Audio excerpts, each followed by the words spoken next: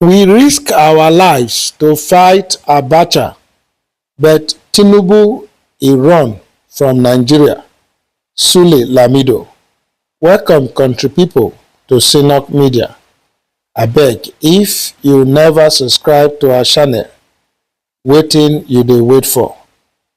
Make you do so now. Put on your notification button. E go alert you of our updates. Make you like, comment and share our videos.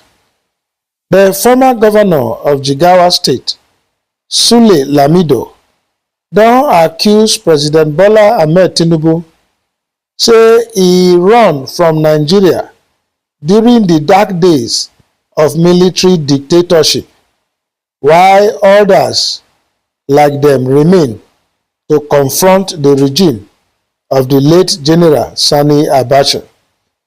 Lamido dey talk this one during one interview with Arise News, and the station come put the clip for their official X, formerly Twitter handle on Saturday, June 21, 2025.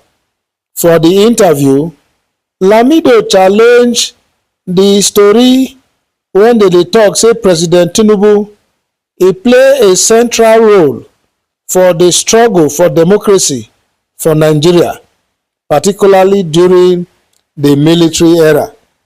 He come talk say unlike other activists when he remain for the country and risk their lives opposing Sani Abacha rule, he say Tinubu run from Nigeria and only return after the danger don pass. He say he run away, we stay behind, we fight Abacha. According to am, they detain am, all of them, Bola Ige, Iyorchia Ayu. He say dem fight Abacha because dem dey ready to risk their lives. Say but Tinubu run comot. Say e no dey the country and he only come back after the coast don clear for am to come back. Na so Lamido come talk.